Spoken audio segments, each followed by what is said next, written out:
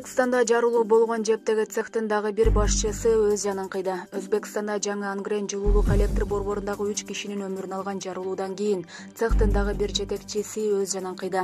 Маркум Сиражидин Шадиевдин жакындары ал станция жетекчилигинин басымынан улам өз өмүрүнө кол салганын билдиришүүдө. Алардын айтымында жептин башчысы Шадиевди 20 январда болгон кырсык үчүн жоопкерчиликти алууга мажбурлаган. Станциянын жумушчулары да маркумдун жакындарын колдоп, жепте жумушчулардын коопсуздугу камсыздалбаганын, жабдуулардын көбү эскирип, капиталдык оңдоого муктаж экенин билдиришүүдө. Өткөн жумада жептин жарылуу болгон цехинин башчысы өз үйүндө асынып алган. Ал өлөөрүнөн бир күн мурун суракка чакырылганы кабарланган. 20 январда жаңы Ангрен жабынын 5-энергоблогунда профилактикалык иштер жүрүп жаткан маалда жарылуу болуп, 3 жумушчу көз жумуп, дагы 3 киши жаракат алган. Компания кырсыкка жумушчулардын коопсуздук эрежелерин сактабаганы себеп болгонун билдирген. Ангрен шаардык прокуратурасы адам өлүмүнө жана башка оор кесепеттерге алып келген эмгекти коргоо эрежелерин бузуу беренеси менен кылмыш ишин козгогон. Булак чындык кейжи.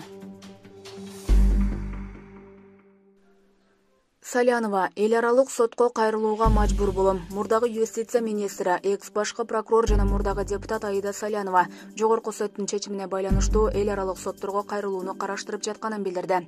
Жогорку соттун 27 январдагы чечиминен кийин Facebook баракчасындагы түз эфир учурунда Салянова жүрөк оорусунан улам операция жасатышы керек экенин, бирок Орусия, Түркия сыяктуу чет мамлекеттерге барып дарыгерлерден кеңеш алууга мүмкүнчүлүк берилбей жатканын айтты. Сот чечимин ал саясий мүнөздөгү өч алуу катары баалады.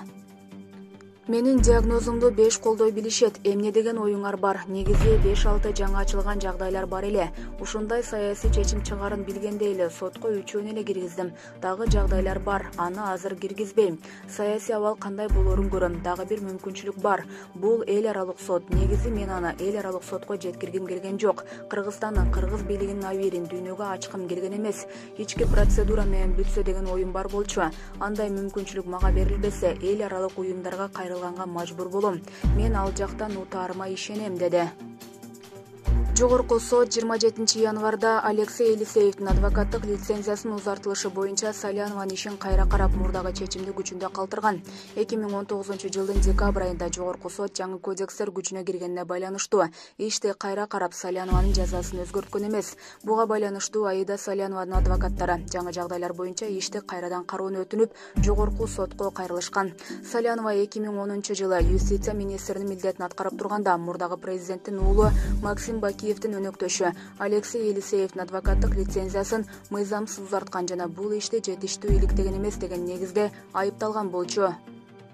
2017 жылы Бишкектин Ленин райондук соту аны 5 жылга эркинен ажыратып, үй мүлкүн конфискациялоо тууралуу чечим чыгарган. Жазаны экс-прокурор кызы 14 жашка толгондон кийин өтөй турган болгон. Булак азаттык.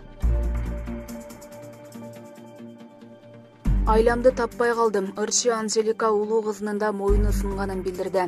Ырчы 23 январдын таңында Ысык көл облусунда жол кырсыгына кабылган. Автоунаада өзү менен кошо 3 кызы болгон. Жол кырсыгына кабылган Ырчы Анжелика Кайратованын чоң кызы Айыманын да моюнунун омуртка сөйөктөрү сынганы аныкталды. Бул тууралуу Ырчы өзү Instagram баракчасына жазды.